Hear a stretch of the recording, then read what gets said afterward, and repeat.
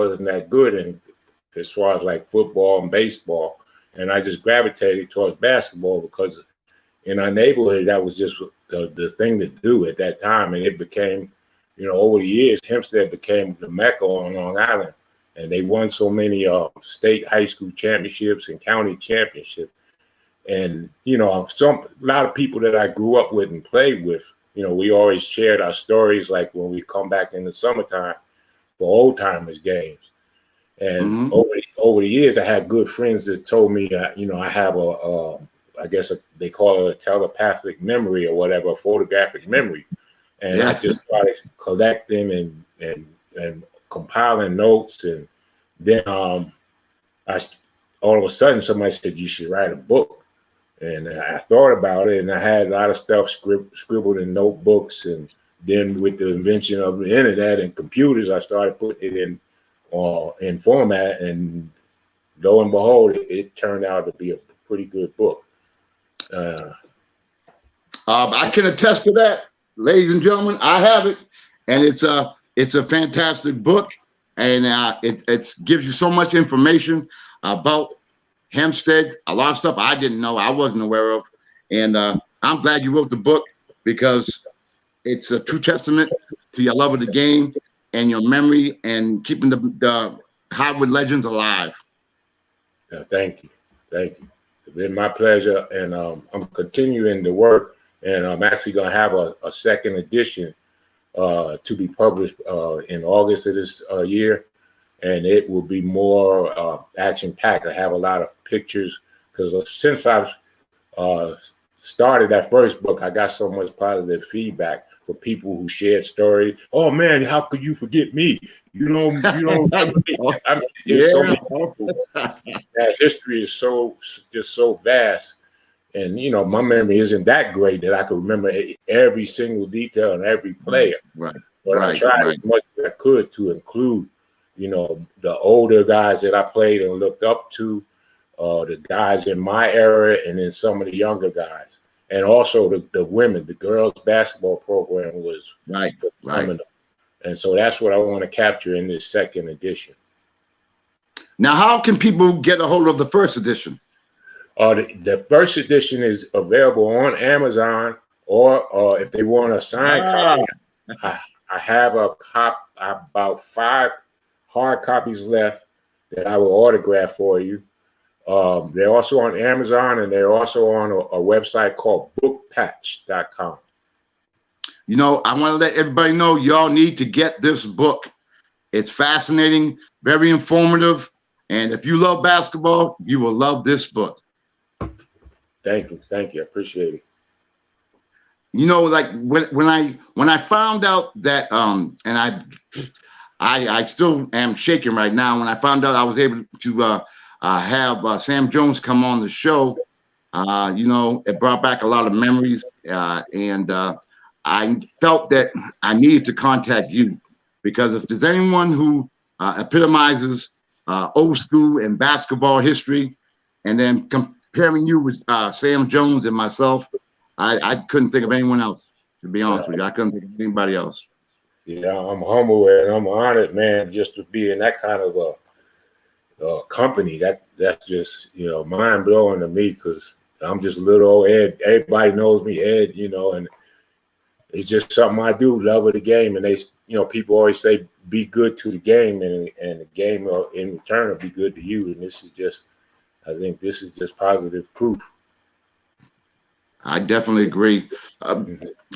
Can you, before we have Sam come on, can you tell the viewers about any specific memories that stand out of your experiences in Hempstead, or anything else that you were brought up in the past, anything that stands out?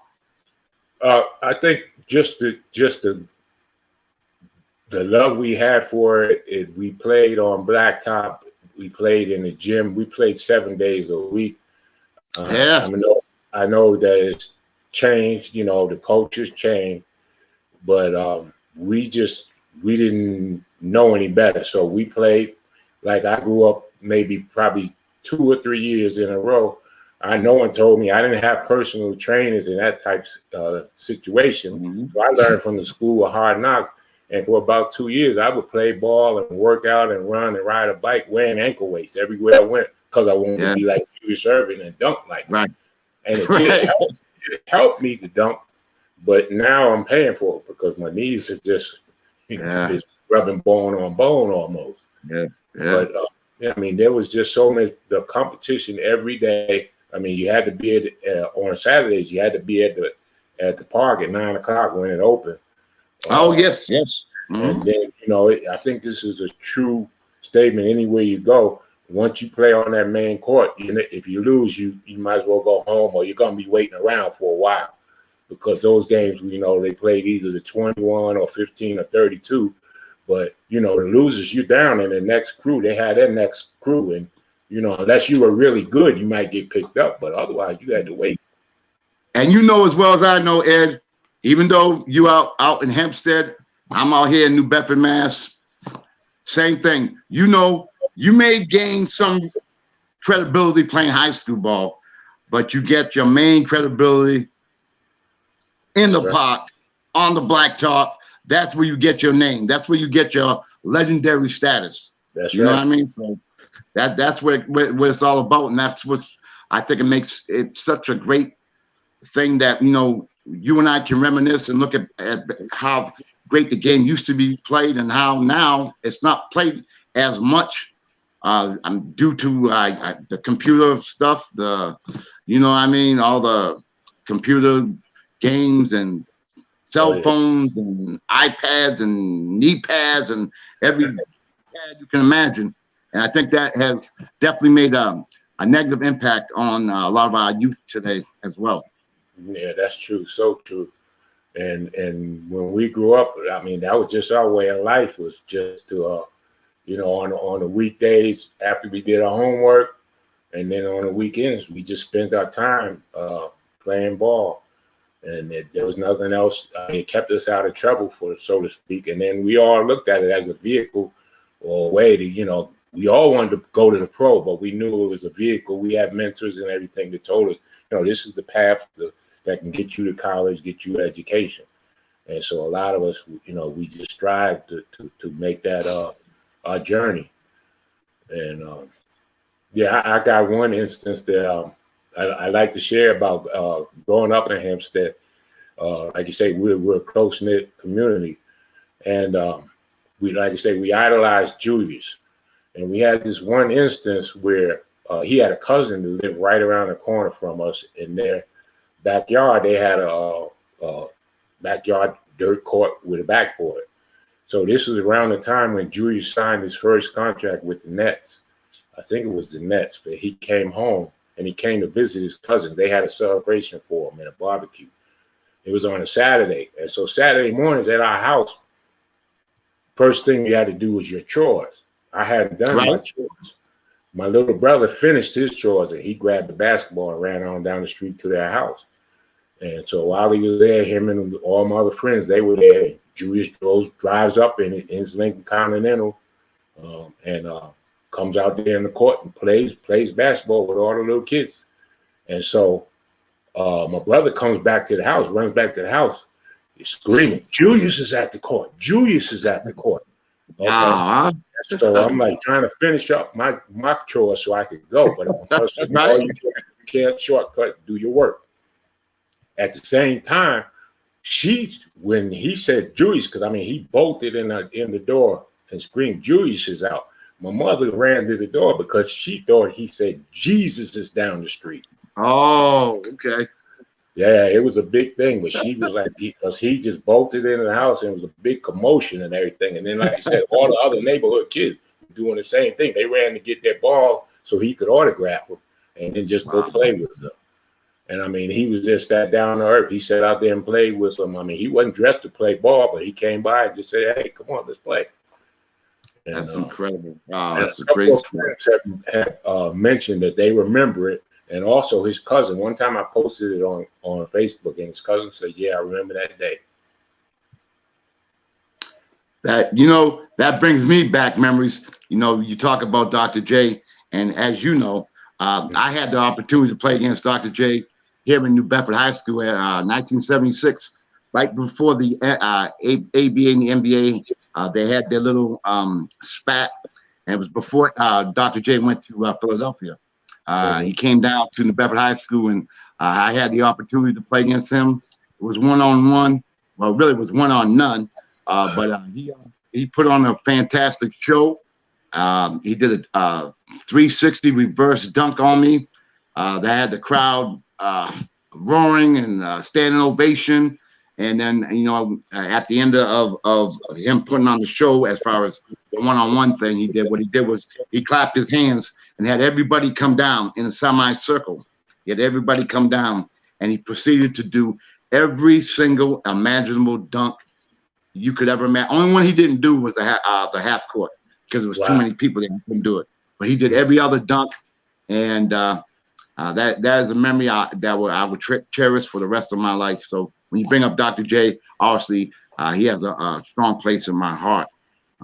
But tell folks, you know, after you went to high school, where did you go from there?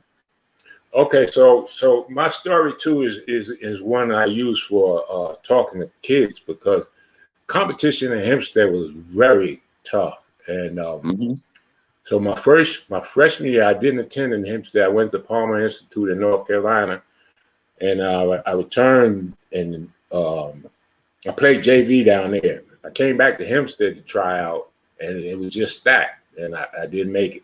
My junior year and my senior year was the first the county championship. They won that year. I got cut. I made it to the last cut, and I played for what's called the Hempstead B Varsity, which was a team that was sponsored by the New York Nets. They used to call it the Dairy Barn League. And so we were equally as strong, and we went, I believe we were 17 or 18 and 1. And then Hempstead, main varsity, won the county. So we used to scrimmage against each other all the time, and that helped me.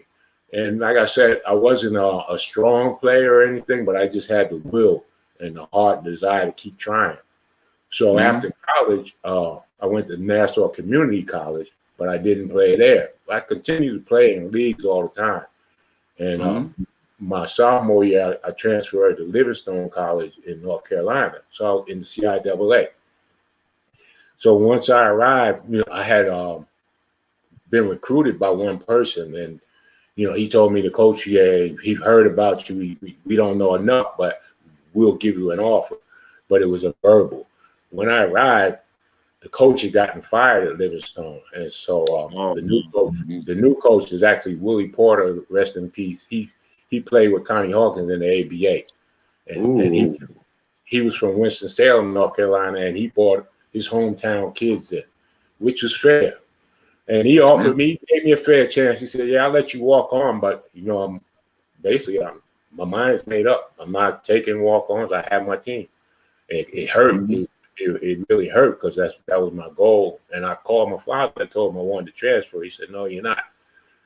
And I actually, after I saw the Winston-Salem State game, when they came to Livingstone and played, I went up and asked Big House Games. I said, "Look, I can play. They just not giving me a fair chance." It's, you know, and he was biased against players from the North, New York, New Jersey, Philadelphia, Connecticut.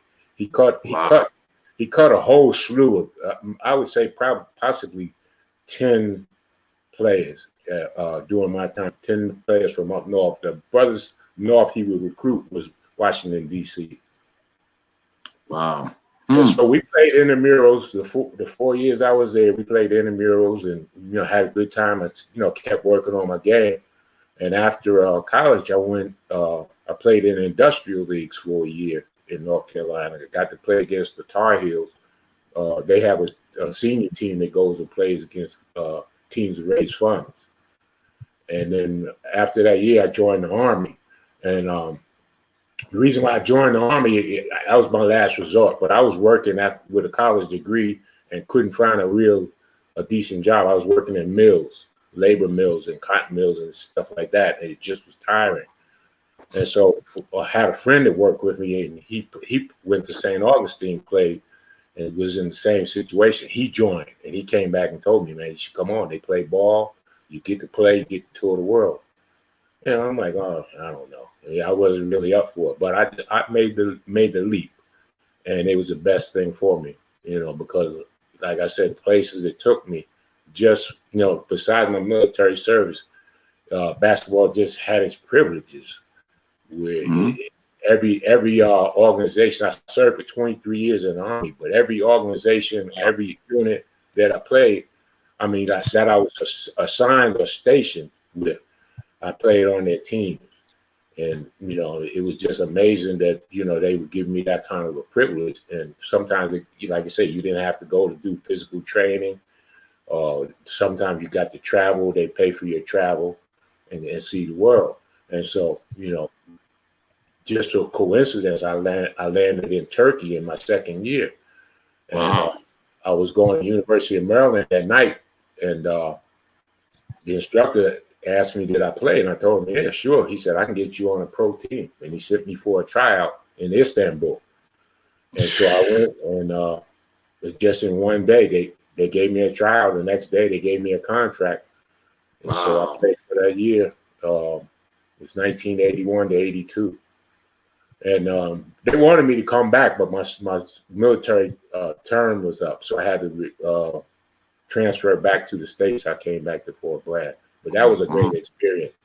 And the most humbling and amazing thing to me was the way the Turkish people treated me. I mean, they treated me like a superstar. They would call me in walking down the street, call me Muhammad Ali or Coolidge from the movie White Shadow. They didn't speak a lot of English, but they would just say, yeah, they saw that on TV, Muhammad Ali, and then they were just a Muslim country, so they loved him. And And this was in 1981. 1981. I was there right around the time after they took the hostages in Iran. Wow, that's Yeah. deep. Wow. Oh yeah. Wow. Wow. So you stood there for a year. You came back home, and then what you do? Continued to play. I was going to try out for the CBA. Back then, it was before the G League and all that. I was going to try out for the CBA, but I didn't. And I just played on military teams, in North Carolina, South Carolina, Texas, Oklahoma, Maryland, Virginia, and DC. So when I came to the DC area, I started playing for the Pentagon when Colin Powell was there. And had great teammates. A couple of the players on my team, used basketball as a vehicle. One of them is now they both were retired. They retired as generals in the Army. Now both brothers. One of them is a Division I referee, and he started out at the bottom, just doing rec games, calling rec games, and worked his way up through high school. And now he's Division I ref. And then another good friend, he's actually runs the scoreboard at the Wizards home games. Okay. And both we all played together in Army ball, but it was just like you say, just so many connections and networking and things that happen through basketball. Open up so many doors. So what made you decide to write this book? Okay, I had a good friend, rest in peace. My best friend was my point guard, Billy Hope, and he was a legendary player back in the day. And when he was in the 6th grade, he was playing on the 8th grade team, and he just had so much game that people were everywhere. He had a following. So he moved down here in Maryland, and we reconnected and started coaching boys and girls club. And then on the weekends, we sit up and have a beer and talk about old times. And his memory, as far as to just telling me even stories that I didn't know about, and plus his stories that he played on such a level with Don Ryan, who was the legendary Julius Erving's legendary coach. And he played. Don Ryan took him, and they traveled everywhere internationally, even. And he was just such a phenomenal point guard. To me, he was a clone of Oscar Robinson and a Russell Westbrook. He had that kind of energy and intensity, and then he just had the point guard's game, the pass first point guard's game. And like I said, we talked about it, and I wanted to write a story about it. I wanted to write his story, his struggles and his trials and tribulations. And he passed before we could get it started. But I just always remembered we talked about it, named so many people that we came up with, players that impacted him, because they took him under his wing. The older guys took him under his wing. And I mean, he could come to the park late and still with somebody pick him up to play. That's how good he was.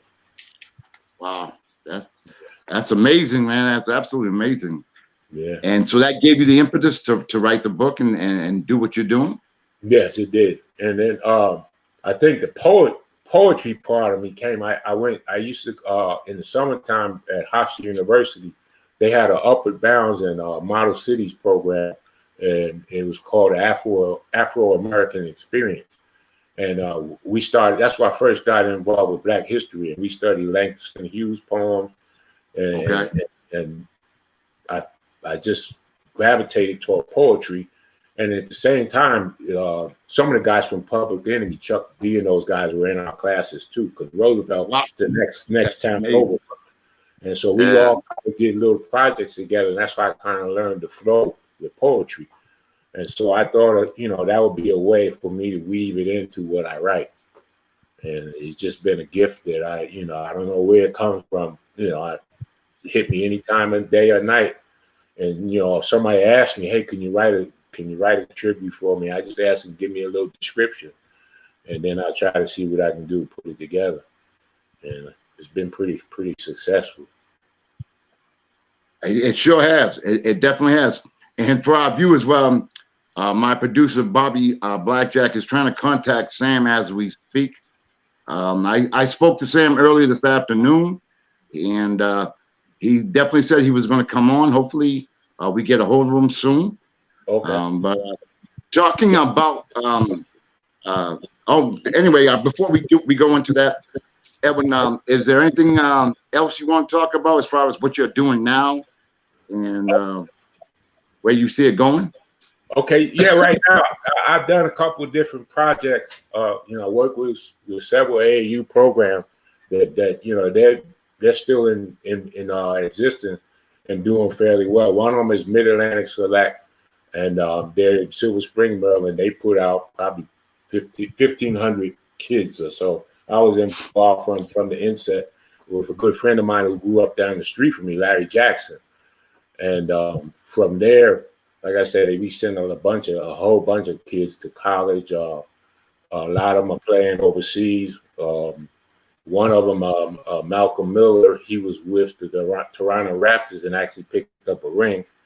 And I just got word yesterday. I think he's going to try out with the Wizards for the summer league. He played at Holy Cross. And then I had some other kids that, local kids, not as fortunate. We didn't go on the big circuit traveling, but locally we traveled and played, and they're doing quite well.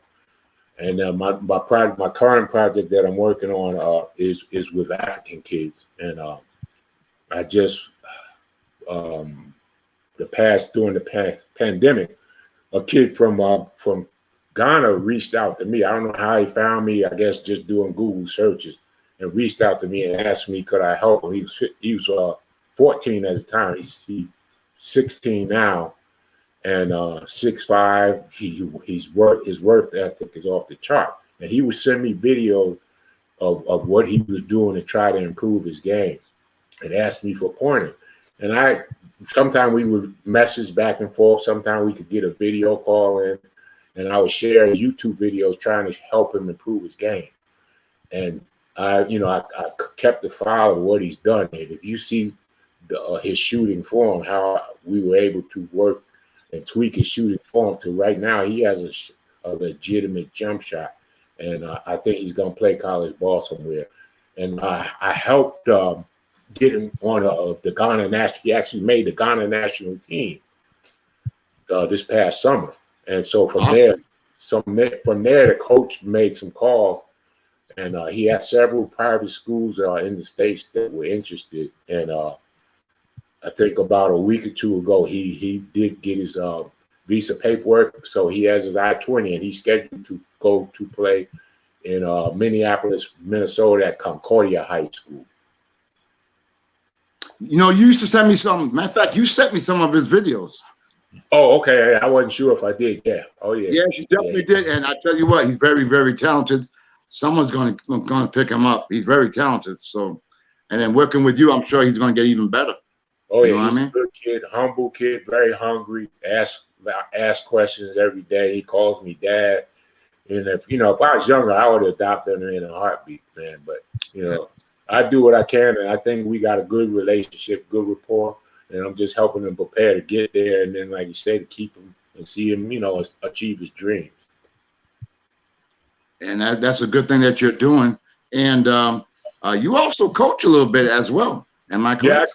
Yeah, I coach. I'm coached with Mount Vernon High School, and my friend Dennis Murphy brought me on. He's the head coach. We were together at St. John's in D.C. And we coached the freshman team there that was very successful.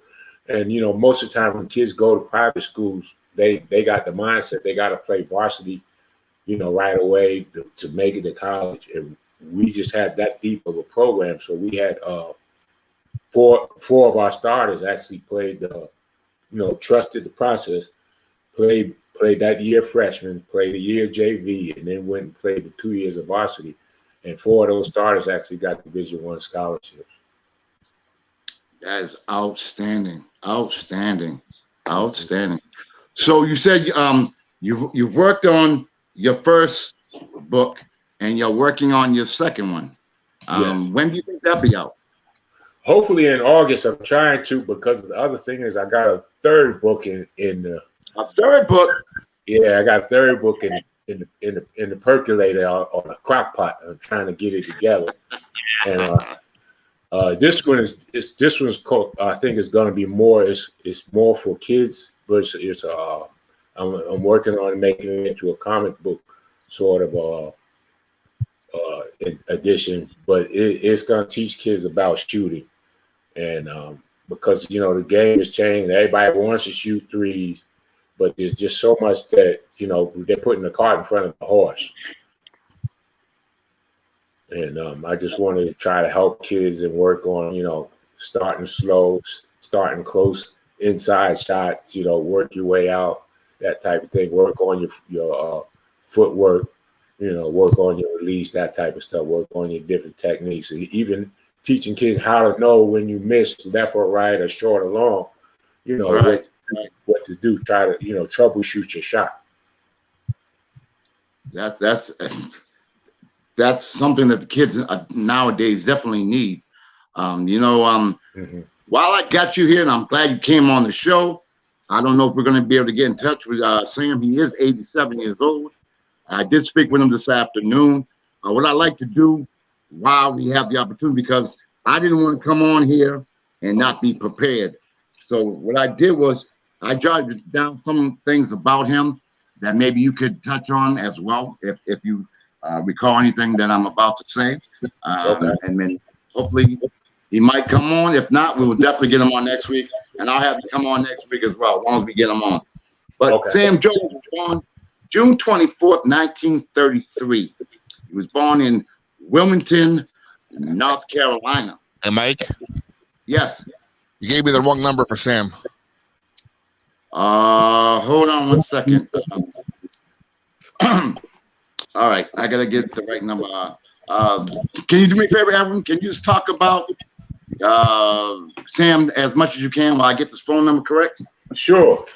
So one of the things that stood out for me with Sam Jones was that he attended Laurenburg Institute, and I had so many friends that attended that great institution, and also my brother-in-law, Leonard Blygen, who was just recently inducted into the Laurenburg Institute Hall of Fame, which Sam is a member also, and that he played college ball at what was North Carolina College's, now North Carolina Central University, under the legendary John McClendon. And I would just love to hear anything he could give us about those tidbits of knowledge, because Mr. McClendon just was to me the guru. I mean, he set the format for today's game as far as fast break basketball. And I think I imagine Sam, just the way he played, he fit. He's the perfect fit for that type of play. And I guess it enabled him to transition easily from college into the pros. And he just used fundamentals, just stay stuck with the fundamentals and the spacing on the floor and just the team concept, sharing the ball. And, you know, he wasn't cared about, you know, who got the most points. It was about the win. And like I said, I just fell in love with his bank shot, even though sometimes that bank shot would come up and hurt the Knicks. But you had to admire, man, it was so consistent. Money in the bank. I modeled bank shots. We as kids, we loved it. And then one thing I thought about with bank shots, it helped me was sometimes if you were in a mid-range shot, you got fouled, and you might have been aiming to shoot all nets, but that contact kind of knocked you off balance. You still would have enough strength to make a bank shot. So, Edwin, let me ask you a question while Mike gets everything straightened out. Mm-hmm. How would a player like Sam Jones fare in today's NBA? I think he would fit. I think he would be just one of those that could pick and choose his spots. You know, moving without the ball, he did that well. And like you said, he could probably give you 15 and 20 a game just in today's spread offenses, because he could get to the wing, get to the elbow, get to the corner, and he didn't. You know, he's not ball hungry. He doesn't have to have the ball. The ball doesn't stick with him, and so you know he would look for those shots, and then if he didn't have them, he passed and moved to the next spot. So I think he fit ideally. He would, and he at 6'4", you know, 6'4", 6'5". That's a decent size. That's about, you know, he's a little bit taller, a couple inches taller than Trae Young and those guys. And to be an off guard with that height, he has the height, I think, to get his shot off. And he never forced shot. You never saw him take a forced shot. Fantastic. Yeah, Hold on. Conn is back. I think I had the right number. Bobby's going to try to get it right. You know, Edwin, you know, I'm suffering from dementia. People say I'm suffering from dementia, but I think that is the correct number. I hope so. I'm in that club too, man. I have, you know, because I do so many shows, I have so many numbers. I might have gave the wrong number, but going back to what I was talking about, Sam, he was drafted in 1957 in the first round. He was the 8th pick.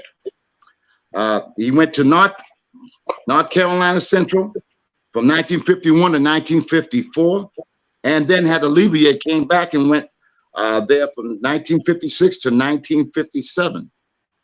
What I wanted to go touch back on too, he graduated from North Carolina Central University, scored 1,770 points, playing for Hall of Fame coach John McLendon. Do you know anything about him, John McLendon? Oh man, he's the wizard. You know, the person that hooked me up with Sam told me I better talk to Sam about his coach, John McLendon. I don't know very much about him. Maybe you can let our viewers know a little bit. Okay, so from what I've read, and you know, I've seen a couple of videos about him though, but he was a student of Dr. Naismith, and he actually sought out Dr.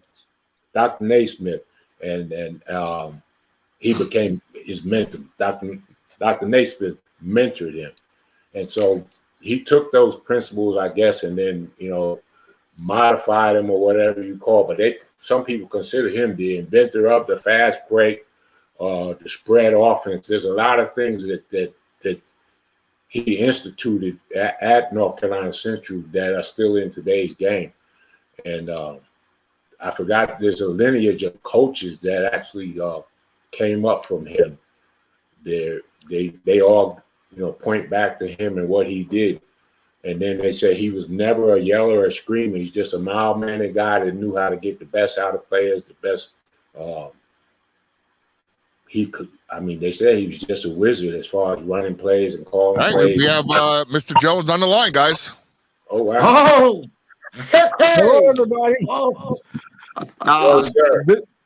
Mr. Jones, accept my apology. I guess I had the wrong number, so please accept my apology. It's a privilege and an honor to have you on the show. I'm at a loss for words. How you doing, Mr. Jones? Can you hear me? Is he there? What happened? Did we lose him? I think we might have lost him. Oh man, I hope he comes on. The folks probably didn't think I was telling the truth. No, I did speak to Mr. Jones this afternoon. He probably was waiting on me, but y'all getting back to what you were saying about Coach McClendon. I was told that I better bring him up, and that what I wanted to do when Sam does come back on. Mike, time out. Listen, he's on the line. Listen. I'm on the line.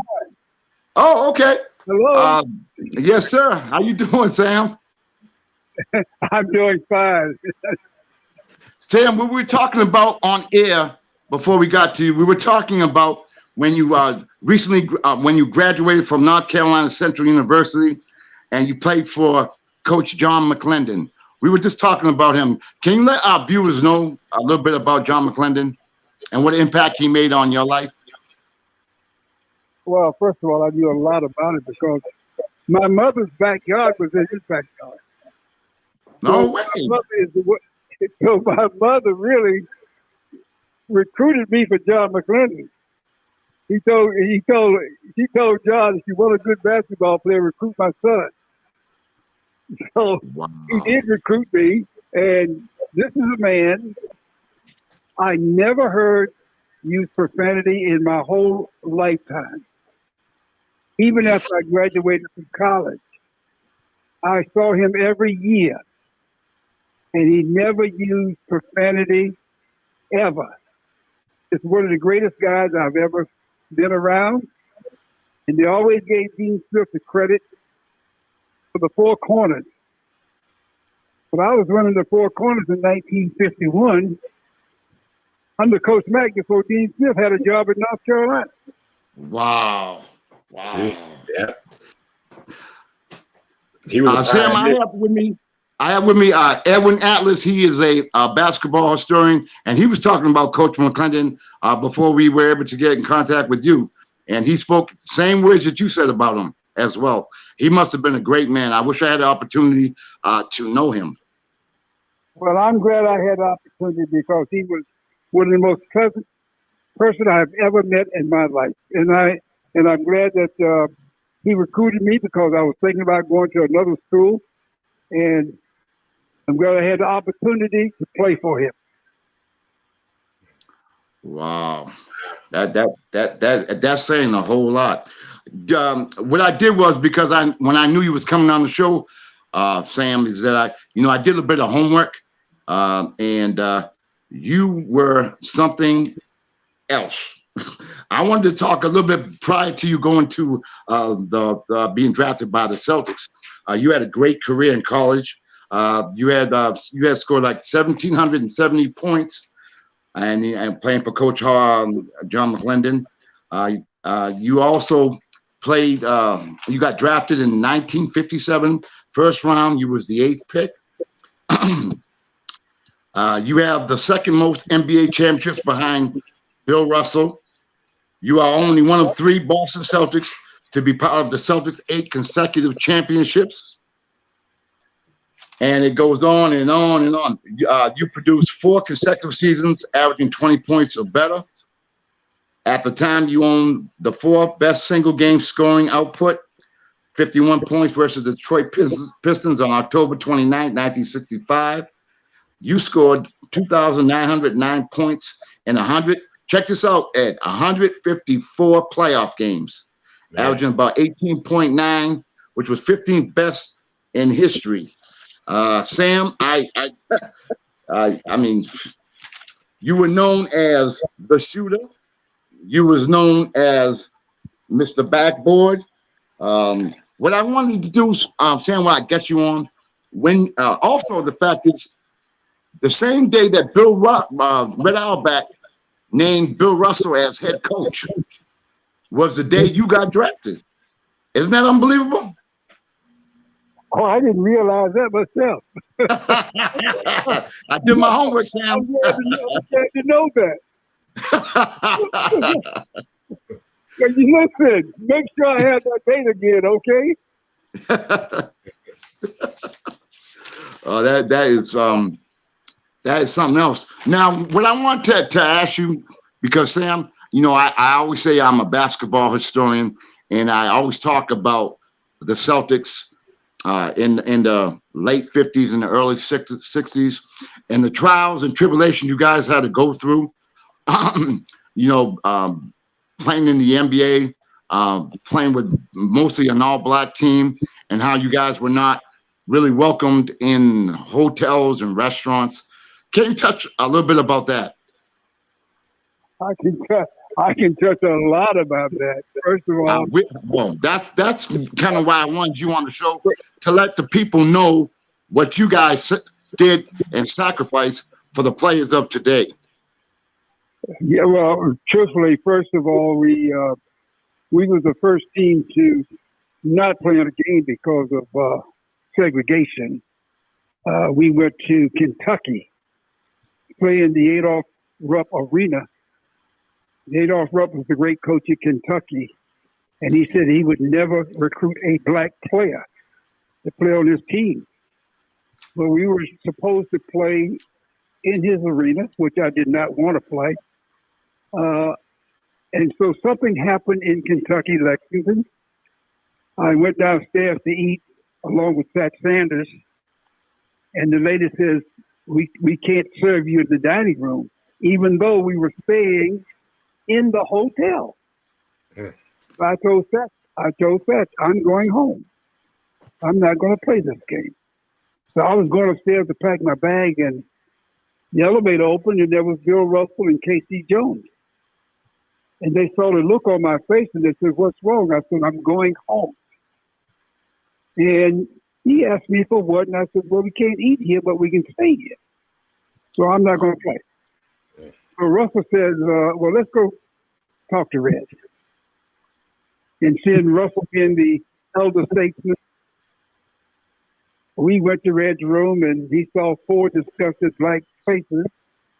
Didn't know what was wrong because this had never happened before. And we went in his room, and he called the manager. And I mean, he laid the manager out. So the manager said, "Okay, they can eat." I told Red, "I'm not eating in this hotel. I've already been embarrassed. No way I'm going to eat here." I said, "I want to go home." So Red took us all to the airport, and we went home. And they played the exhibition game at Rupp Stadium. But we had Red Auerbach looked out for his players, so we didn't have to play. And he also, you got to understand, the Celtics were the first to draft a black player in the NBA. Yes. They were the first to start 5 African Americans. And we did that after Heinsohn got hurt. We did that for 2.5 years, and we won 3 championships with the 5 black Americans and our recruits. Okay. And then also, we were the first to hire a black coach in the NBA, which Red hired Bill Russell. Yes. So we had the backings of the owner, and we had the backings of the coach, that we were not going to allow this to happen to us. And we had the backings of our basketball team. I mean, the right fellows went along with what we did. They didn't feel bad about it. They thought it was the right thing to do. And that's when I knew we had a team that was going to stick together. And then it happened again in North Carolina. The league was supposed to have cleared everything in Charlotte, North Carolina. And we were playing, I don't know where, we were playing the Lakers or somebody down there. And we went in the hotel, and Red was getting ready to sign us in, and the lady said, "They can't stay here." And she was talking about Casey, Satch, Russell, and me. They can't stay here. And Red said, "Well, we got permission." that they could. She says they're not staying here. And so these are the things that happen with us. We had to deal with it. And then we're the team who went on the strike to get our pension. It was hard to do because it was in Boston, and we had to go against the owner and red our back to strike. But we had the backing of every great player in the league. Every player in the league said we are not going to play unless we get a pension, and that's how we got a pension. These are the things that I want people to know. I know about it because I did my homework. I did my research. I know about that, and it's sad that you guys had to go through all that. And you know, I'm so proud of you and the Celtics and everyone during that era to go through what they went through. And the players of today should definitely honor you guys for all you guys have done for us. And I just want to thank you from the bottom of my heart. But I would like to ask you some questions. What was it like playing with Bill Russell? The greatest thing that ever happened to us was to have Bill Russell at center. Now, it's a shame that they didn't keep the count of block shots when he was playing, because he never blocked the shot where it went out of bounds. He blocked the shot where we could retrieve the ball and get it. And I look at all these centers now, they block a shot, knock it out of bounds, and they point at the player, they blocked it. Well, you don't get the ball. You'll get the ball back. So why are you pointing at a guy that says, I blocked your shot? Block a shot where you can get the ball yourself. But, you know, it looks good on TV, and I guess that's what they want to do. But Russell, most of the times that he blocked a shot, it stayed inbounds where we had a chance to get it. And we could play defense as tough as anybody because we knew we had to stop her. Oh, yeah, he was a stopper. Now, Sam, you led Boston scoring in 1962-63 with 19.7 a game. 64-65, you averaged 26. And 65-66, you averaged 23.5. Now, because everybody knows about the bank shot, where did that originate? It actually originated in high school, my freshman year in high school. Our coach made us take layups from both sides, like everybody else. And we shot it off the backboard. Every layup from an angle had to be shot off the backboard, left and right hand. And we didn't miss too many of those shots. So I decided, my gosh, let me start shooting my jump shot off the backboard. And I started shooting off the backboard on both sides, not left and right, just right-handed. And I even started counting. I used to go in the gym and take 50 shots a day, 25 from each side. And I counted which side I was making the most shots. Yeah. Well, it came out about even. So I decided to use the bank shot anywhere from maybe 15 to almost 20 feet out that I could use the bank shot.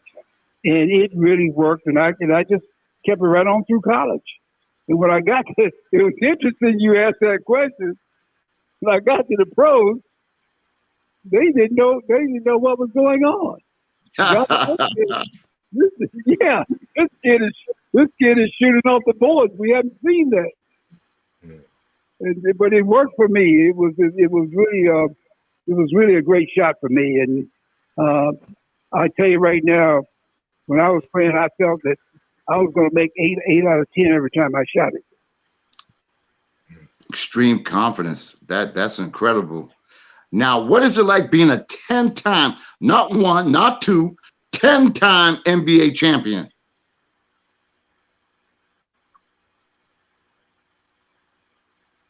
Can you hear me? Repeat. Sam, Yeah, go back. Repeat that. I said, what is it like being a 10-time NBA champion? Well, we didn't know what we were accomplishing at that particular time. We were having fun and we were winning. And it never dawned on me, even after we won 8 straight championships. In my 9 years, I had gone to 9. In my first 9 years, I had gone to 9 NBA finals. Yeah, and then we lost my first year. And then we went on to win 8 straight NBA finals. And then the 10th year, we lost to Philadelphia with Will Chamberlain. They had a great team. In the next 2 years, we won. So in 12 years that I played, I went to 11 NBA finals. And we won 10 of those. That's great. That is phenomenal. Sam, I'm at a loss for words, man. And, unfortunately, Sam, we don't have much time, unfortunately, because of my mistake. I would love to have you back on.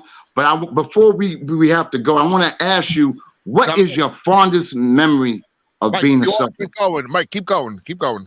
Oh, okay, great. Thank you, Bob. What is your fondest memory of being a Celtic?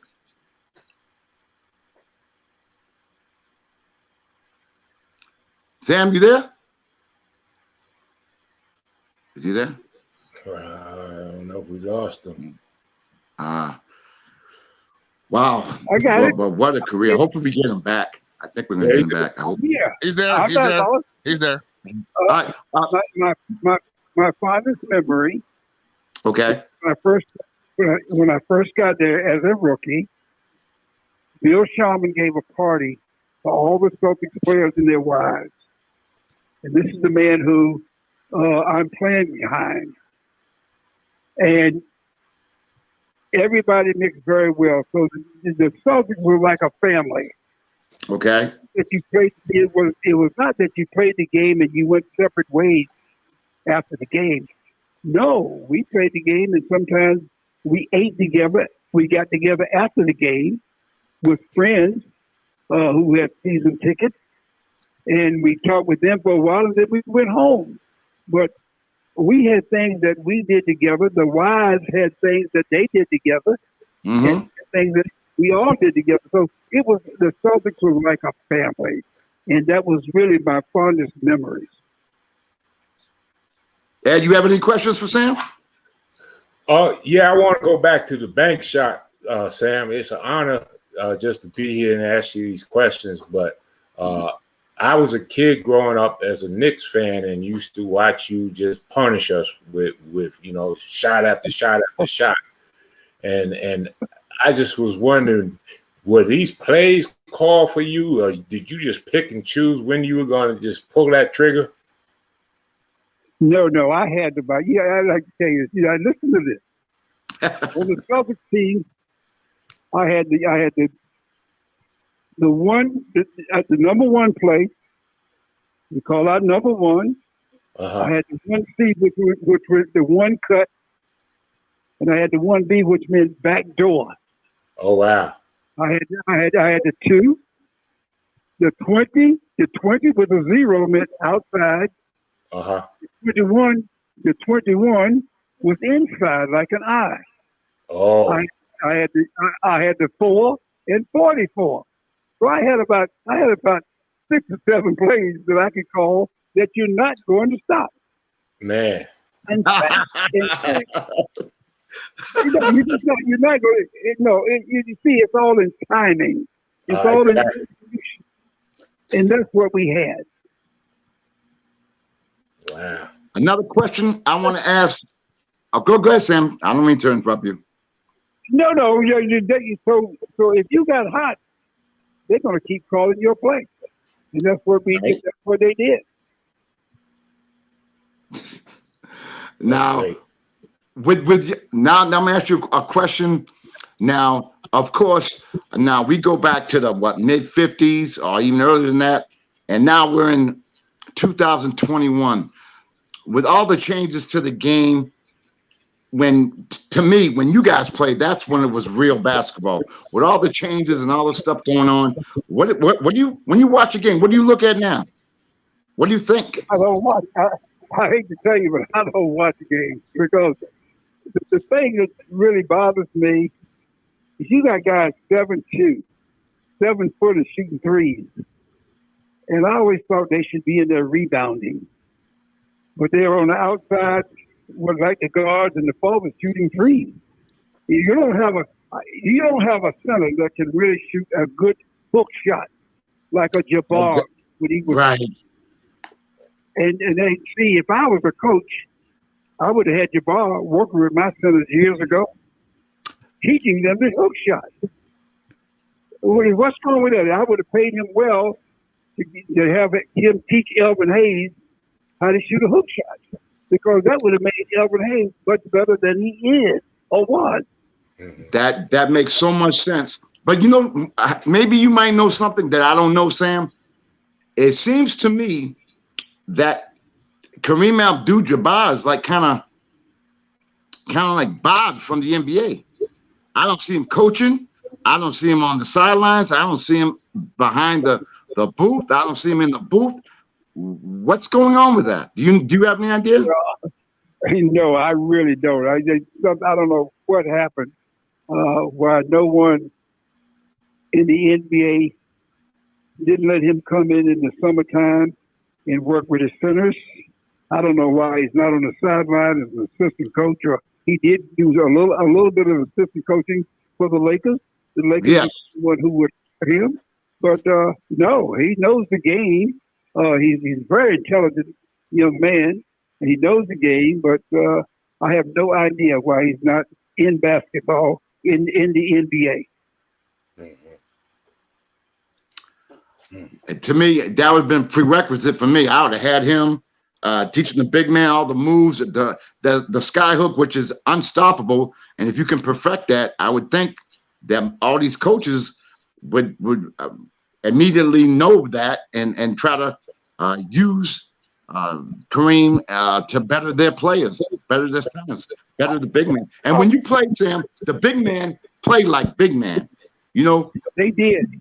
You take Will Chamberlain, Nate Thurman. Yes, my man Nate.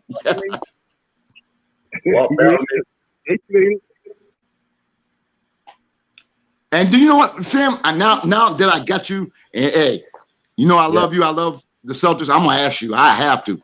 You know what they say? They say, well, something. The reason why Chamberlain and Russell dominated the way they did because the big men weren't that good back in the day.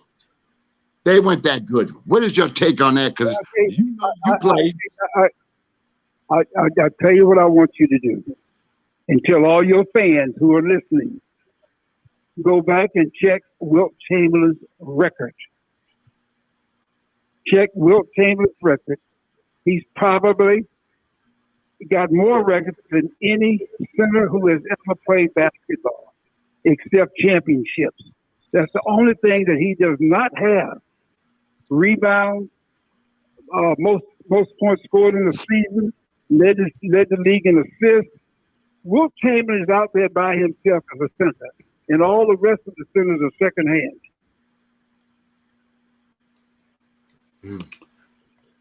And another point I wanted to make too, as well as, and again, you can definitely, lay some light on that. Is they said, because this is what I go through when I give my spiel about how great, because I used to always talk about how old school is better than new school. So I get a lot of the younger generation, debating with me on why and how the athletes of today are better and they're more established. But what I resort to, they also said, well, then there were like only 8 or 9 teams in the NBA, and now they're 30. What would you say to them about that? What you mean about athletes being better?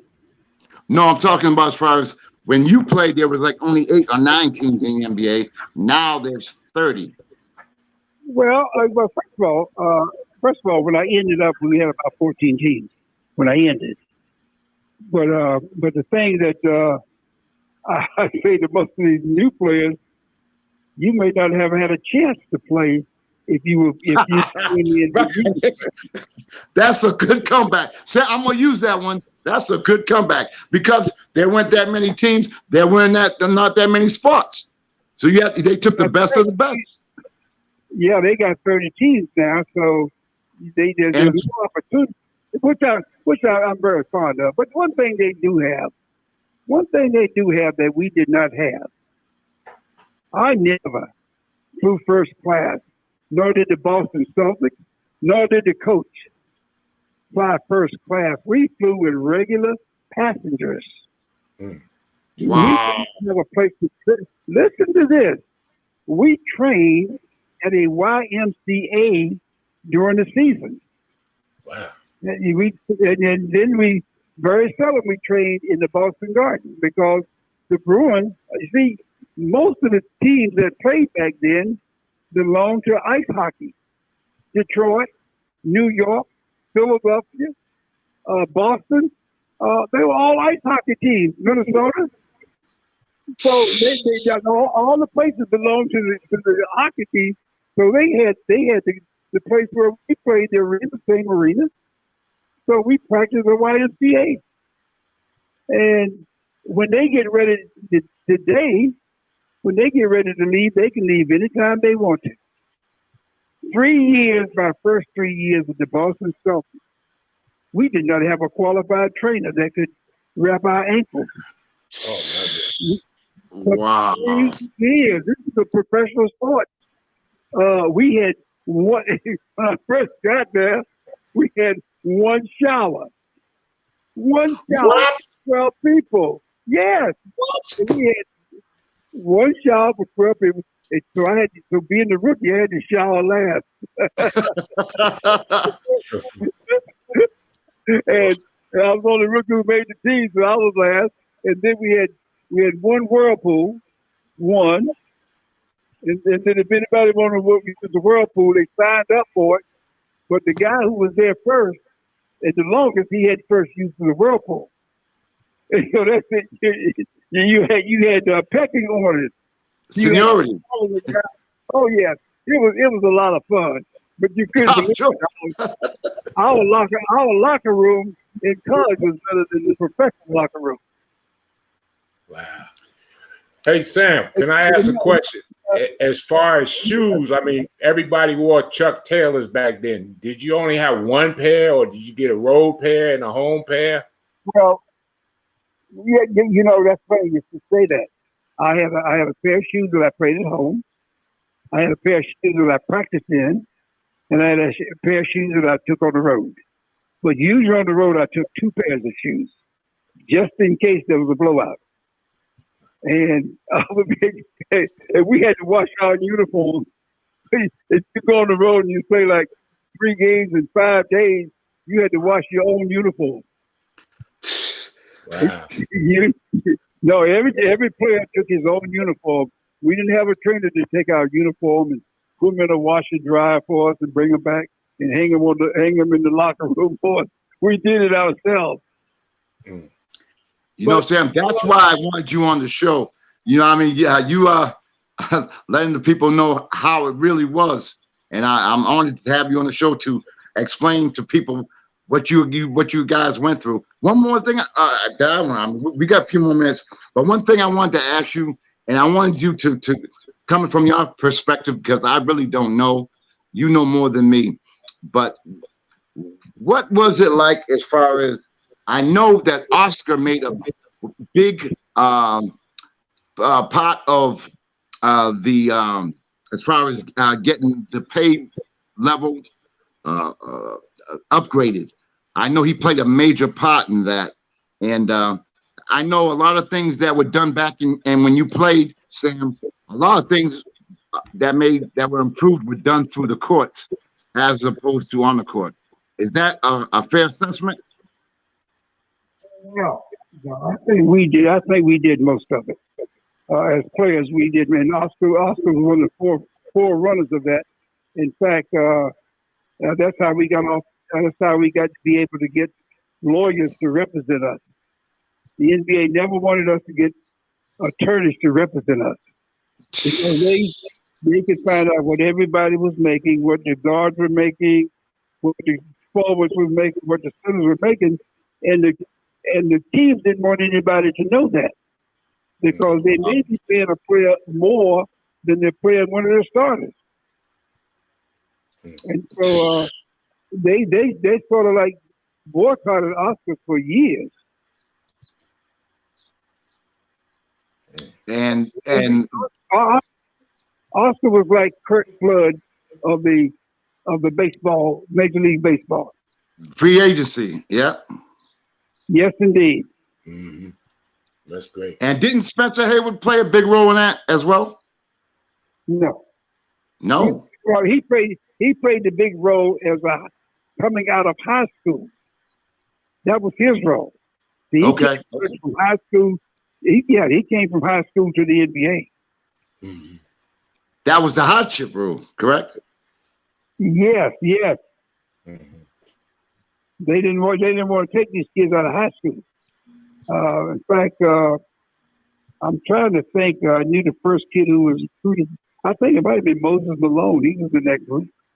Moses Malone and Bill Willoughby. Yes. Bill yes. Willoughby, yeah, he came from New Jersey. Yeah. Willoughby was from New Jersey. Yeah, he was along in that crowd. Yes, indeed. And there was Daryl Dawkins. They all came out of high school. Mm-hmm. Okay, now Sam, Ed, you got any more questions? Because I'm gonna hit him with a couple right now. You know me. Yeah, I was gonna hit you with. I just got maybe one or two more. One, I guess, when you were playing and you got hot, was it something you said to yourself? Like, did you have a little, like some people say, swish or bang or money or popcorn or whatever? Do you have something that you used to just kind of cue yourself when you were shooting? Well, I my warm up before the game. If I went on the court and I made like 3 or 4 straight, I stopped warming up. I went back in the dressing room because I knew I was ready. I love it. I love it. So you knew you were ready. Yeah, I knew I was ready. So I would go back to the dressing room and get ready to go out and play. You see, I never thought about pressure. I thought pressure was on our fans who were rooting for us. Wow. Basketball, that's a different perspective. But you got to understand something. Basketball is a game that we played in middle school, high school, college, and I even played in the Army. I was in the service, the U.S. States Army, and I played in the Army. I never felt pressure because that's my game. That's something I was brought up doing. Mm-hmm. Wow. So I wanted to take all the shots when you needed the shot. Uh-huh. I wanted to be the guy that Red says, okay, we're going to run this play for Sam Jones. Well, see, I was never nervous because I knew that the players on our team was going to make sure I got free to shoot by taking off certain people. Mm-hmm. That is great. Yeah, my last question would be, well, who was, who were some of the toughest defenders you played against? Oh, I was going to ask that too, but that's a good question. What's really funny, you're going to ask that. What did I just tell you 2 minutes ago? No. Let me tell you. That's why I want to take all the pressure shots because I knew that my players were going to get me free.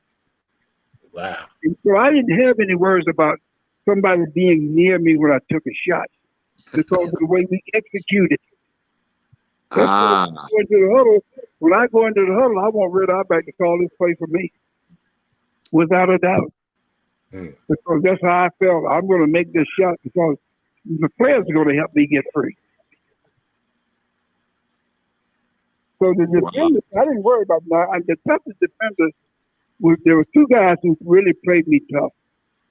One was Oscar Robertson, and the other was Jerry West.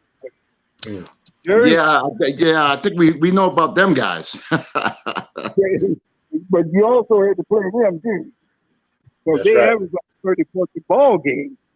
So I didn't worry about them when I was on the court on offense because I knew that my players were going to get me free. Now, for those, and unfortunately, the games were not televised. Obviously, back in the late 50s and 60s, I remember I had to watch Channel 5 and catch the news, and they would have films of you guys playing on the parquet floor.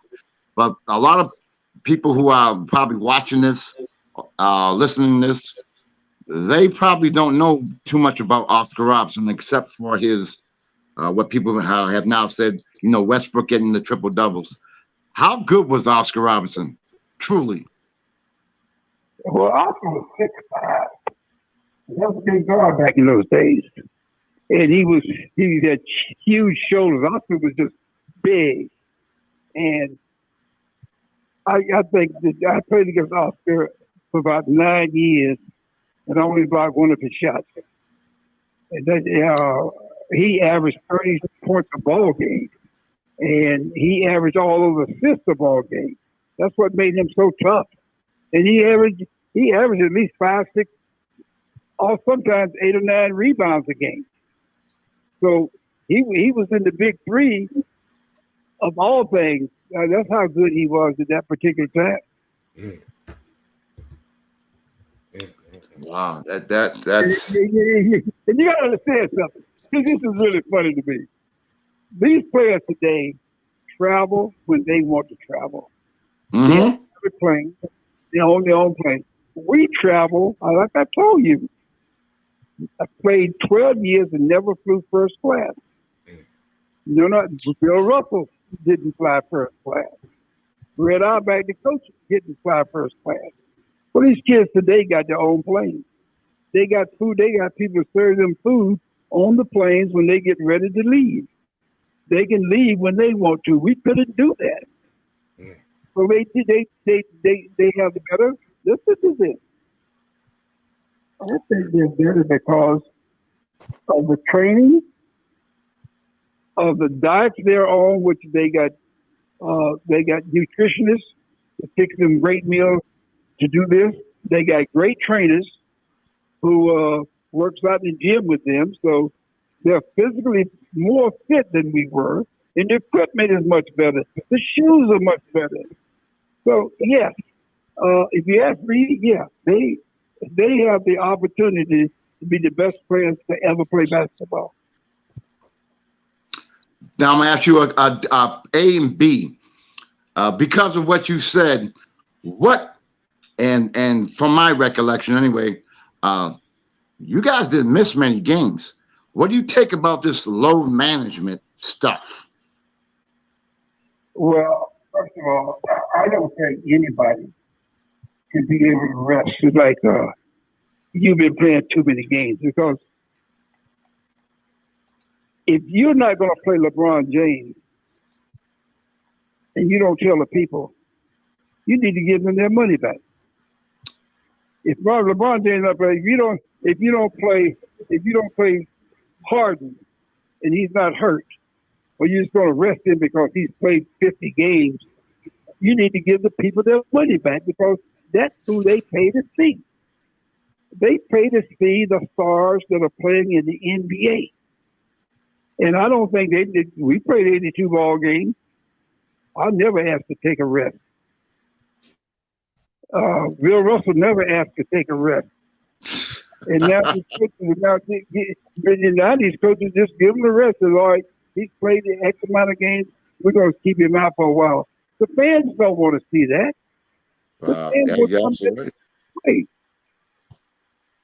I know I was going to go to a game and they tell me that the beard is not playing in New Jersey. You know, I'm talking about Harden. I call him the beard. This guy can play. I mean, you look at him now as a point guard, and the way he shoots the ball, he is one of the best point guards in the game today. Without question. Now, Sam, I'm going to have you go back in time and think about this one. If you were playing in today's game, how would you fare? If I'm playing today's game, I'll be 88 next month. I'll be 88 this month. I know. Hey, listen, I don't know, but if I played in today's game, there might be a lot of. If I had the same opportunities Okay. that they have, then I could play. If I had the same opportunities, like places with trainers, good doctors, yes, nutritionists, yes, I could play. But if you take it and put me in the game, and without that, they would kick my butt.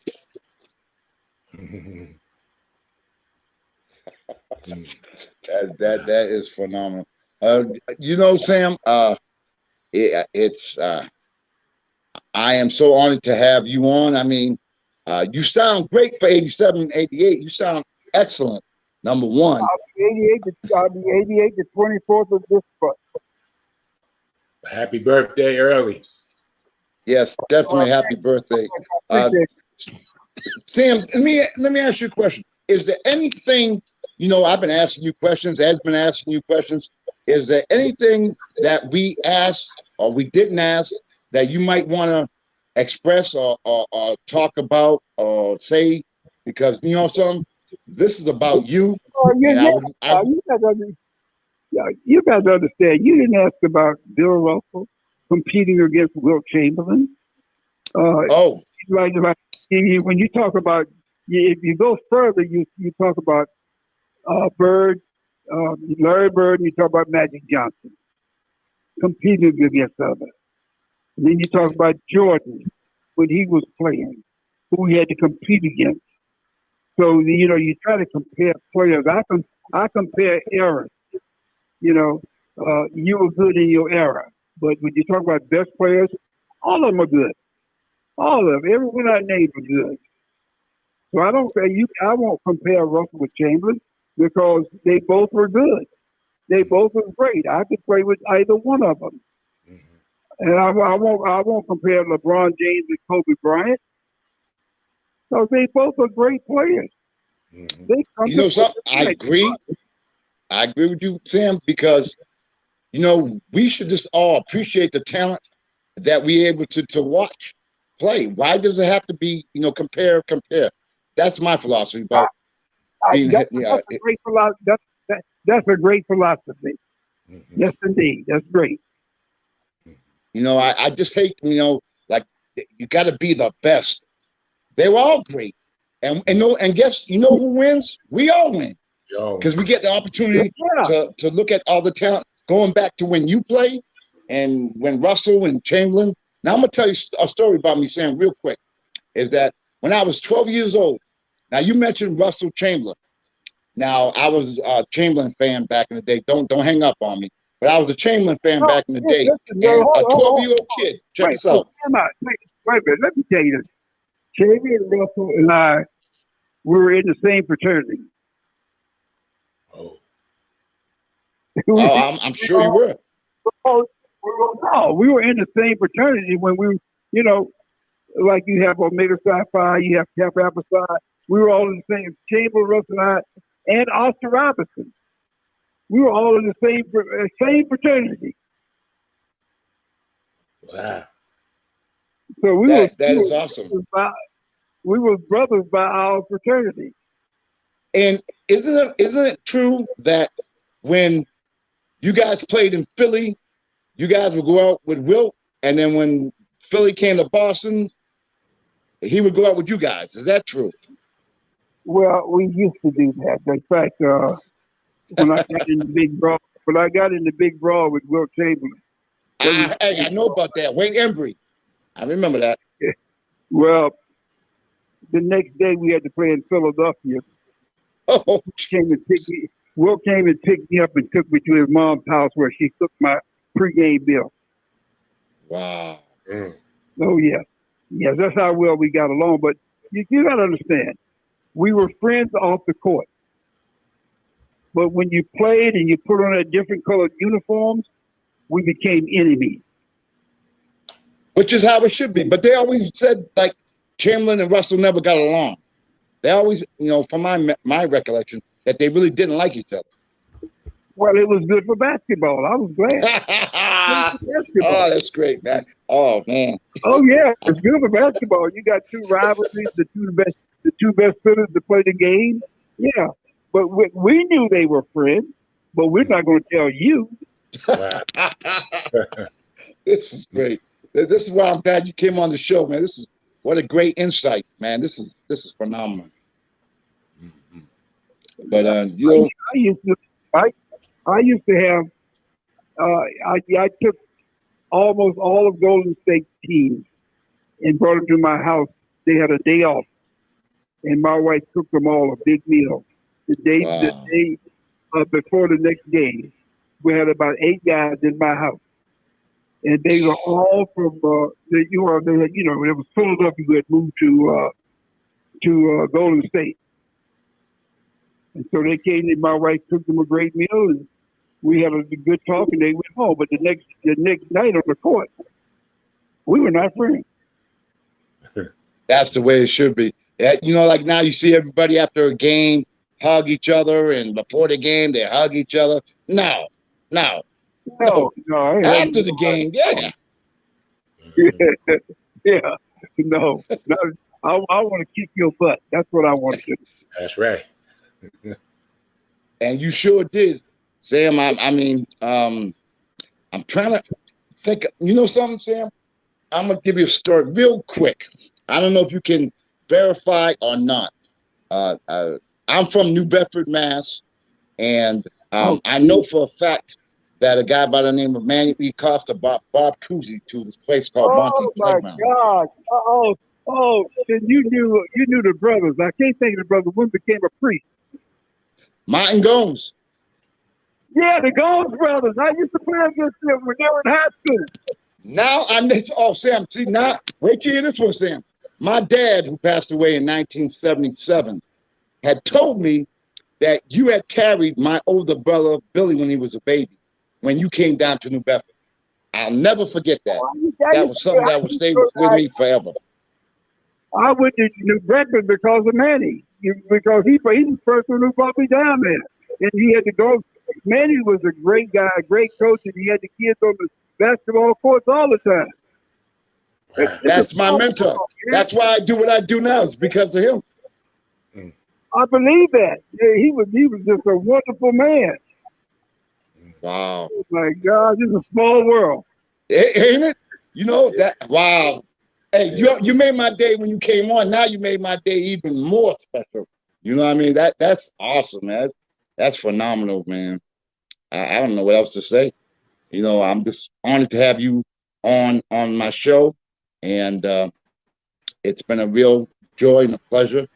And I kind of want to touch on one more thing, as far as, and you're going to have to clear things up because I may be wrong. I might have said something out of line, and I want you to correct me if I'm wrong.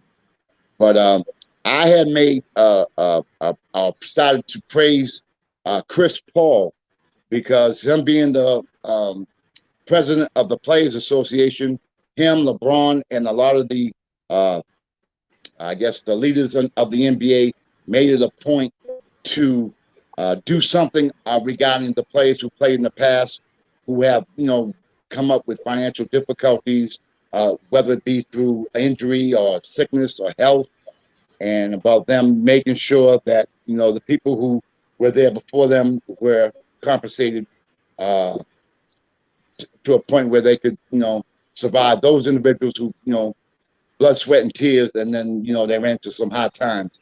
Can you speak on that for me, please? Of course I can. LeBron James and Chris Paul and all those who were on that committee, they did something for every past player. In fact, I've had a pension all my life from the NBA, but they even put us on the collective bargaining where we got even more money from the NBA And then they did insurance where if you play 10 years, you don't pay anything. If you play 9 years, you pay a small portion, but it's very small. So they did it in terms of years that you played in the league. And they also did the payment for the years they played in the league. And so my insurance is zero. I pay nothing. That's awesome. You don't believe how much that saves you. A lot of money during the year, especially when you get my age. And then they put the kids on. If you have kids, they put them on up until they're 26 years old, which is great because now they're on the insurance while they're in college, and then they got 3 years after they get out of college, still on the insurance of the NBA plan. And the other thing that they put in that my kids didn't have an opportunity, but my grandkids did. Right. They put in scholarships for kids if you write in the David Bushel and the Earl Lord scholarship. I had 7 grandkids that graduated from college, which they did not have to pay any money back because it was all done by the NBA Players Association and the Retired Players Association. You know, and they talk bad about LeBron. He's this, he's that. You know, a lot of people don't know what you just stated. A lot of people don't know about that. What Chris Paul and, you know, it's crazy. Them guys have done something really phenomenal that should have been done a long time ago, and it's a tribute to them. You know, to respect the game, respect all you guys who set the standard, who sacrifice so much, so these guys can make millions and billions of dollars, and it's a great thing that, you know, they looked out for the people who made the game what it is, and I you know, that's where I come from, Sam. That's why I go on my shows and I talk about the history of the game, and not to forget who did what and how much they sacrificed, and to me that means the world to me, and I'm going to continue to do that. You know what I mean? Because I don't ever want it to be forgotten of what you guys have done for the NBA today. Because without you guys, there would be no NBA, and it's a tribute to you guys. Well, I certainly appreciate it. We did the best we could, and they're even making it better for the past players, and I'm sure we all appreciate what they have done. And it brings me a lot of pride, you know, when, you know, they get bad mouth and, you know, they talk about these guys like they're dirt, and they're doing so many positive things. So that's something, I think that's a positive. You know, I take it as a positive, and I don't even care about, you know, what everybody says. I look at what they've done and what they're doing for the individuals who played in the past. To me, that's what's most important. Because here in New Bedford, Sam, as you know, we're big on veterans, you know, and how the veterans need to be taken care of everywhere around the world too. But, you know, specifically here, we have a Cape Verde Independence Day that we celebrate every year, and we recognize our veterans, we recognize our people, we look out for our people, those who paved the way. And so that brings, you know, a lot of pride and joy to me to be able to contribute whatever it is that I can. And then to see what Chris Paul and LeBron have done for players like yourself is a great thing. I can pass this on to you. I'm a veteran of the United States Army. Me too. Wow. I was in the Korean War. Oh Wow. Wow. Thank you for your service. Yeah, I was in the Korean War, and people don't even realize it. I didn't. Yes. And I followed your career forever. I didn't even know that. Wow. That is something. Wow. This has been a great show. Ed, do you want to say any last words to the legend himself? So, Sam, did you play basketball in the Army too? I played. Not only did I play basketball, I was the assistant coach of the team. Okay. Good. That's another way that I got I got. I met. Let me tell you this. This is interesting. I never played. I never saw a professional basketball game until I played in it. Now, in person, I never saw a professional. I had never been in a professional arena until I played in it when I was drafted by the Celtics. Mm. But in the Army, because back in those days, we didn't volunteer, we were drafted. Right. And so I met 3 players who was drafted while they were playing in the NBA. One was Frank Ramsey, who was my teammate for 6 years. I was his teammate for 6 years. Mm-hmm. The other was Al Bianchi, who played with Syracuse, and Bobby Leonard, who just passed about a year ago, who played with what's that? Yeah, Bobby Leonard. He played for the Minneapolis Lakers. And so Bobby Leonard was the one who asked me that I should play professional basketball because I didn't know who he was. And so he got me interested. I'm gonna tell you this, fellas. You may not know this, but when I was in the Army after that tournament, I was drafted by the Minneapolis Lakers, and I had another year to go in college. So when I went back to college, my name went back in the hat, and that's how Boston got me. Wow. Wow. But the Lakers were the first draft pick. Wow. That's wow. That is great. Wow. Another thing, you can understand something. I went to Division II school, and Boston. I couldn't understand why Boston drafted me on the first round. They saw something. Listen, Europe has 11 championships, right? Yes. In 13 years, I got 10 in 12 years. Red Auerbach never saw any of us play a game. Not a game in college. Hold up. How did that happen? Because he relied on other coaches. Back in those days, they didn't have scouts.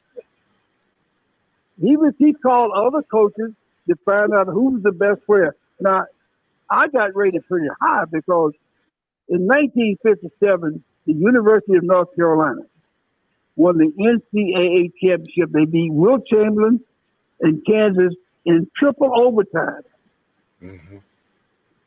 The University of North Carolina was only 25 miles from my school, but I couldn't go there because of segregation.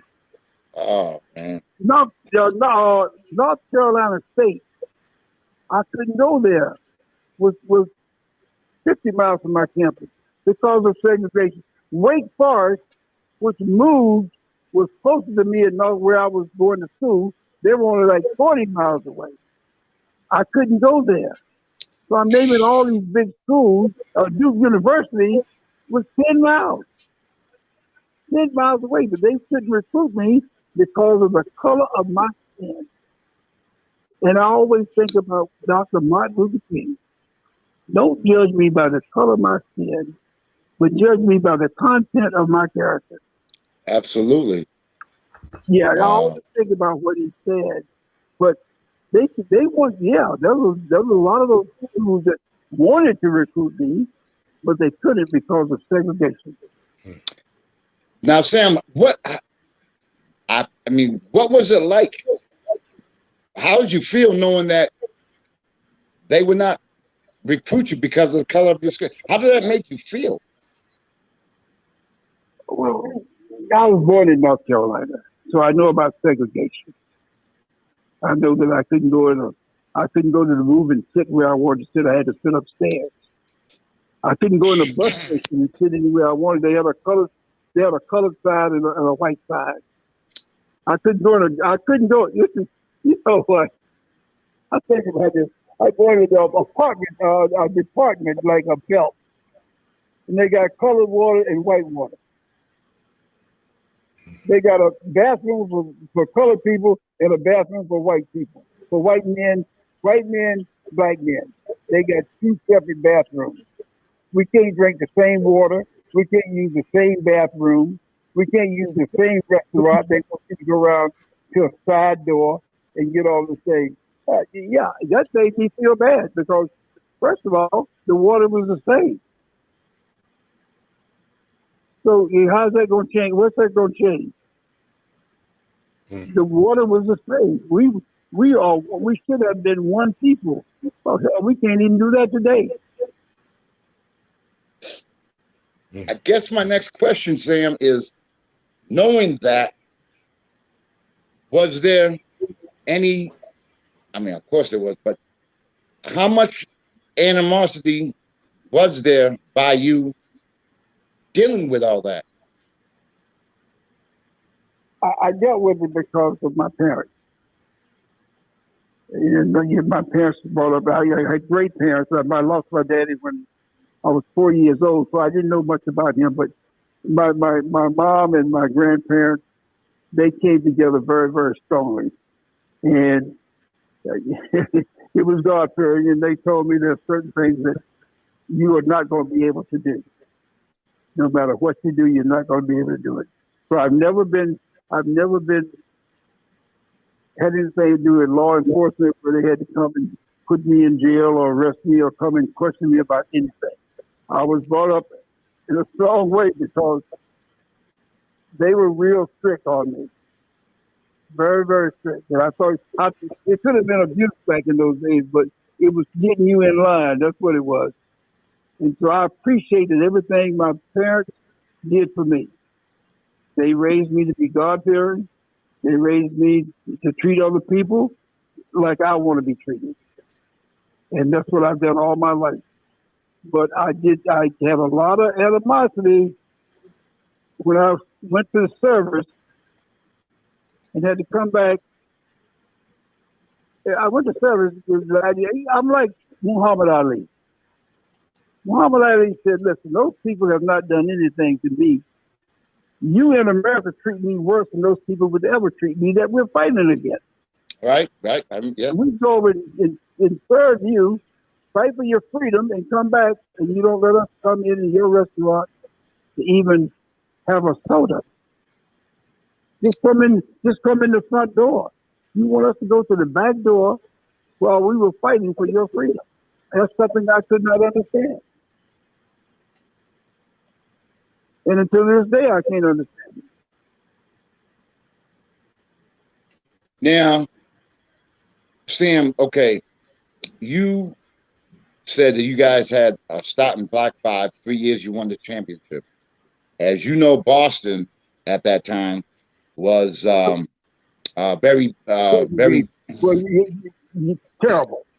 Thank you for saying that for me. I remember them bringing James Brown You got down to quell the racial tension in the city. I remember that to quell that. So, how did you guys, your teammates, being all black in Boston, and then the things that I heard happened? I don't know if they happened to you, Sam, but I know what happened to Bill Russell. And how did you guys survive? You have a survival instinct. You're born with those, I guess. Number one is that you got to realize that in Boston at a particular time, you had 4 different ethnic groups.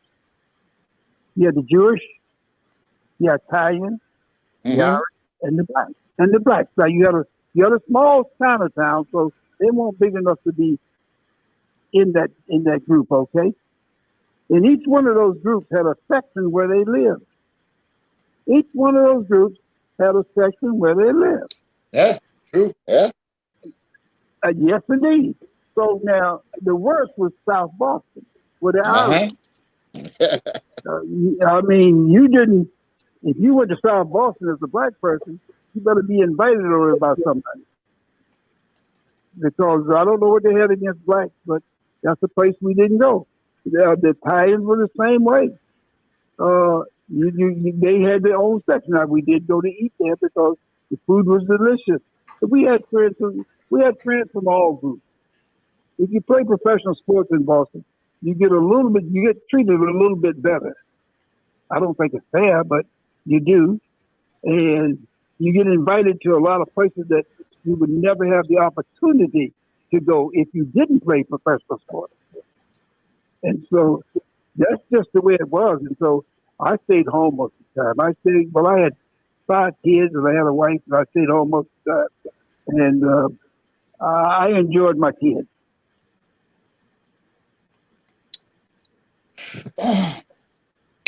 Wow, that's how it was. You know, that's how it was, and it's a tribute to you guys to go ahead and You're right. That's how it was. You're right.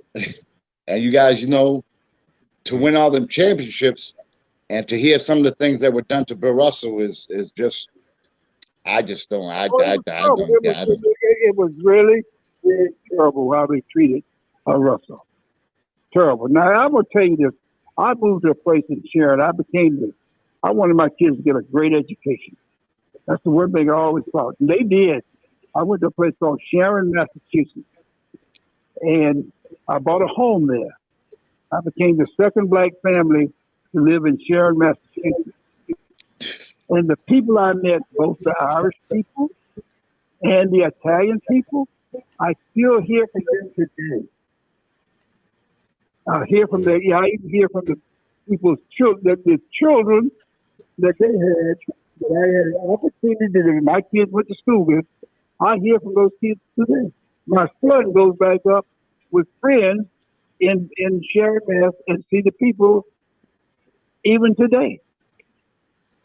Wow. So we left. Listen.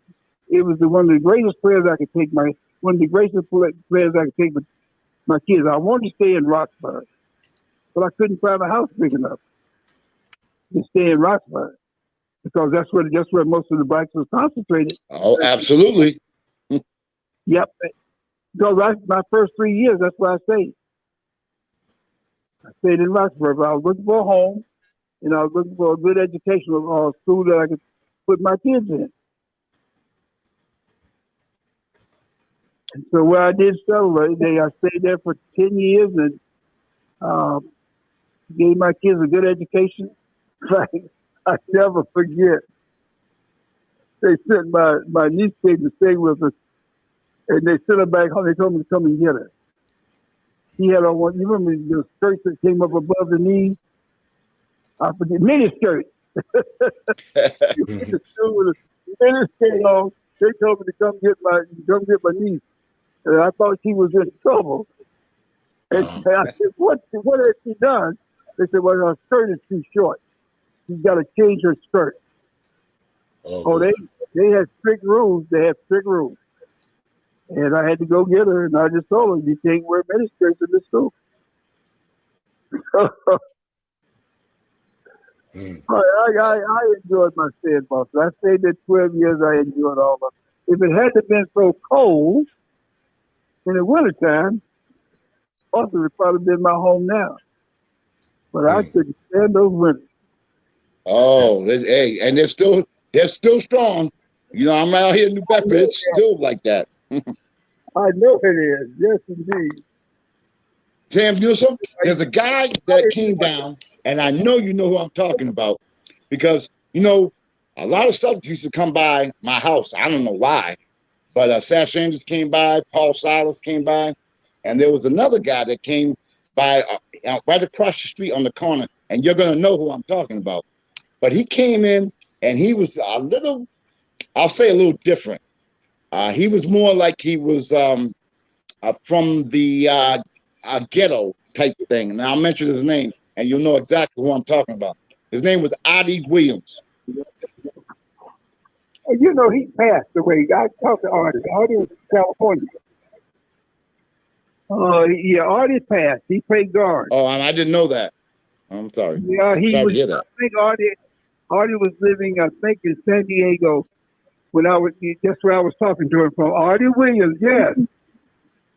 I sure do. But he was a nice person. We used to, did we used to call him Hambone? Yes, yes. Yeah, that's the one. Yeah. No, he was really a nice person. Yeah, he was. He was. He was. I have fond memories of him. Yeah, but he had come down also. So Are you? Wait a minute. Where are you in New Bedford now? yes, absolutely. Yeah. Well, you know what? Years ago, I used to go to the Whaling Museum, which was in New Bedford. Yes. Oh, it's big now. It's big Yeah. time now. Oh, Oh, they've really? grown Oh, tremendously. God, it's a small world. It sure is. I didn't know. I didn't know that yet. Whaling City's doing well. It's doing very well. You know, I did a fundraiser for Manny Costa for 13 years. That was my mentor. I did that for 13 years, and we were responsible for naming the street after him as well. And you know, he's someone that we'll never forget. So, and you just Manny mentioned deserved, it. Manny deserved everything that he got. Manny was one wonderful person and did a lot for the youth down in New Bedford. Yes, he did. Yes, he did. That's my guy. That's my guy. Well, Sam, you know, we taking up enough of your time, and I could talk to you. Matter of fact, you're lucky I'm not sitting in your house because we could go for days. You know what I mean? I truly, you know, you made my day. I want to thank you, and I wish you a happy birthday. My birthday's tomorrow. So is Ed's. You know, on the same day. So Congratulations to both of you. I appreciate it. Thank you, sir. It was a pleasure. And Sam, again, I hope this is not the last time that we speak. I hope that we can do this again. And I have nothing but I'm honored and privileged to have you on the show. And again, thank you so very, very much. And I'm sure the people are going to be talking about this show for a long time. And I want to thank Ed as well for coming on the show with me. And to me, this is a blessing. And I've done a lot of shows, Sam, but this by far is the most meaningful one for me. And I want to thank you from the bottom of my heart for coming on my show. Well, thank you for having me. I really appreciate it. It brings back fond memories during my career. Thank you. Ed, you got, matter of fact, Ed doesn't even, Ed, you can't stop him from talking. He's even quiet right now. Oh man, yeah. I just sitting here in awe, man, because like you said, you share so many different tidbits and inside stuff like they used to have on the NBA inside stuff. This was good, really good material. Well, thank you. know. I appreciate it. You know, folks, you know who else was? You ever heard of Daddy Grace? Danny Green? You ever heard of Daddy Grace? Oh, the church. Well, he was down near New Bedford. Yes, he was. Hey, Sam, you sure you didn't live out here, man? You know all the right people. Daddy Grace Church, of course. Oh, we got to talk off air. We need to talk off air, Sam. Oh, yes, indeed. Daddy Grace. Yes, indeed. I think it used to be when they came from Portugal. I think his family was the Grace or the Gracia or something like that. Yeah, that's true. That's true. Oh yeah. I think where I think they came from. Listen, I think they came from Cape Verde. They did. Cape Verde Islands, yes. Cape Verde Islands. Yes. That's what I am. I'm Cape Verdean. Yes, right. That's right. That's where they came from. And you know what? I went to Cape Verde to find out. What? Wow. I did? I took my wife to Cape Verde. It sits right between Africa and Portugal. Yes. It's a nice place too. Really nice. This is a small world, man. Boston Celtics, New Bedford, Cape Verde Islands. This is a hell of a conversation, man. Well, yeah, listen. I speak almost every day to one of my friends. His father was a good friend of mine. His name was Pina. His name was Ed Pina. And they lived down by Hyannis. And I speak to his son almost 4 times a week. Really? Yeah. Wow.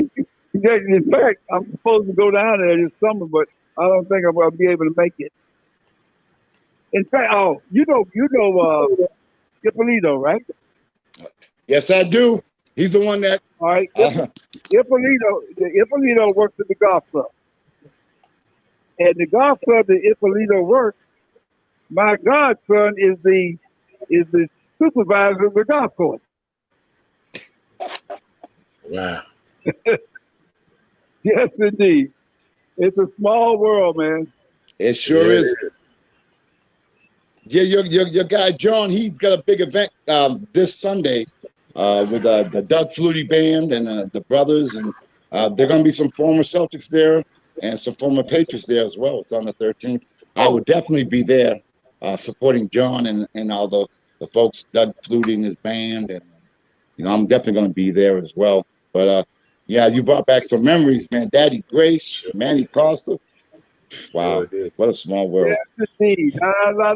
Manny, I tell you, I really enjoyed the time when he was living. I used to go down and see Manny, and I just had a good time with him. Manny and I, we stayed in touch with each other before he died. Yeah, I didn't know that. Wow. Yes, indeed. That's good to know because I stay in touch with his daughter, and I got to tell her. Matter of fact, as soon as I get off with you, I'm gonna text her or call her his daughter and let them know she's gonna be very, very happy. She's gonna be very, very happy. Please do. I appreciate that. I will definitely do that. Well, Sam, I've taken up enough of your time. I want to thank you again for coming on my show, and I'm sure we're gonna have who knows how many viewers are gonna be watching this. And I want to thank you so much for coming on the show and giving us some wisdom. And as I said again, I'm gonna touch base with you off air, but I'm going to thank Ed for coming on as well, making the show very special. And I want to thank my man Bobby Blackjack for allowing us to do the show on Blackjack TV and extending it as long as he has.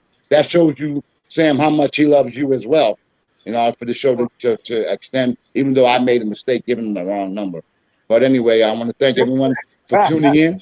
I want to thank Sam. I want to thank Ed. And please stay safe, stay blessed. And you all have a great night. Thank you for watching. Please tune in next week as well. Have a great night. God bless all of you. Thank you so much. God bless you, Sam. Okay, you too. God bless you. Bye. Y'all happy birthday too. Happy birthday.